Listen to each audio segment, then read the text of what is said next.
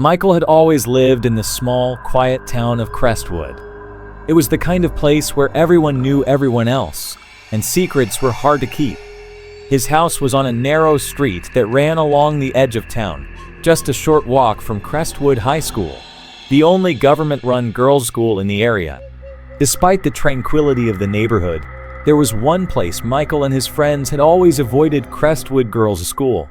It wasn't because of anything in particular, it was just off. The school, with its old brick building and high iron fences, had an air of neglect. The overgrown garden, rusted gates, and cracked windows gave it the look of something abandoned, even though it wasn't. The school had a history of strange occurrences, and as kids, Michael and his friends had always heard rumors about the eerie happenings that went on after hours. They would whisper stories about shadows moving in the classrooms when no one was around, and faint whispers in the hallways after dark. The school was located on the edge of town, surrounded by dense woods, and it always felt like something or someone was watching from behind those old walls. It wasn't until one summer afternoon, when the weather was warm and the streets empty, that Michael and his friends decided to venture into the school grounds. The cricket field they usually played on was crowded with other kids, and they were looking for a quieter place to practice. They had heard the rumors, of course, but were too curious or too bold to ignore them.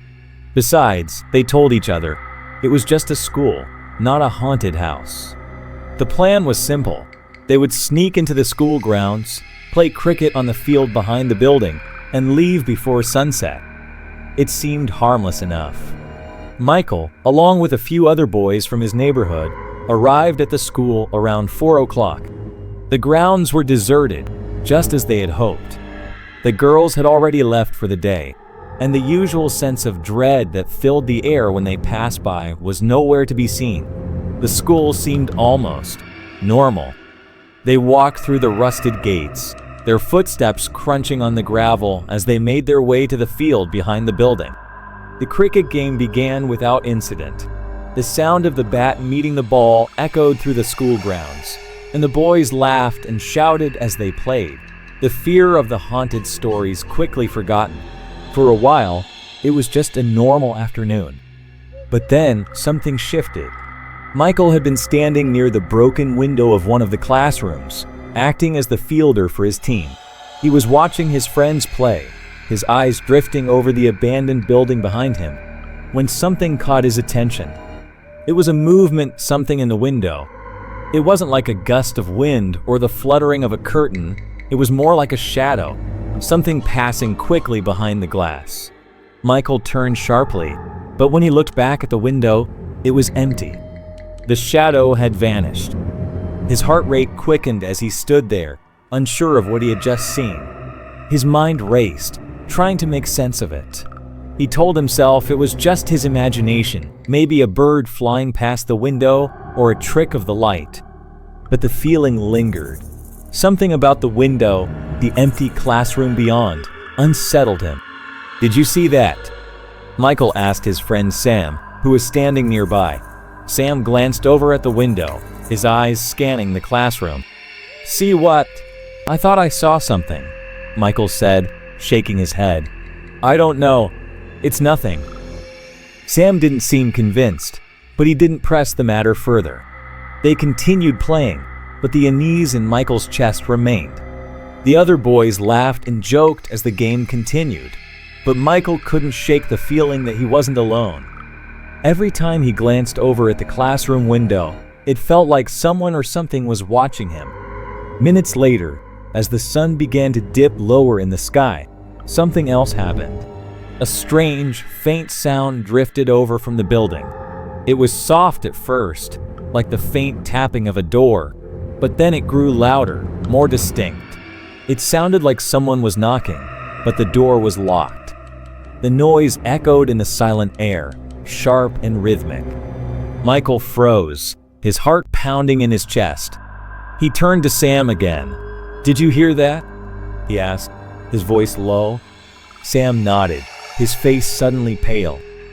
"Yeah, it sounded like someone was knocking from the inside, but there was no one in the school at least. No one they could see." The boys exchanged nervous glances. The school grounds were empty, and the building was eerily silent. Michael tried to laugh it off, but the sound of knocking continued, relentless and unsettling. "Maybe it's the wind," Michael said, forcing a smile. But even as he spoke the words, he didn't believe them. Something about this place felt wrong. He could feel the hairs on the back of his neck stand up as the knocking persisted, growing louder and more insistent. It wasn't natural. They continued playing, but now the noise wasn't the only thing making them uneasy. The air had grown heavy, thick with an oppressive sense of foreboding. The wind had died down, and the only sounds were the distant thuds of the cricket ball and the strange, unrelenting knocking from the classroom. The boys tried to ignore it, but the fear was creeping in. It was like a pressure in the air, pushing them down, making their movements sluggish. Michael felt it first. A cold shiver ran down his spine, followed by a soft, almost imperceptible rustling sound like footsteps. He glanced behind him, but there was nothing there.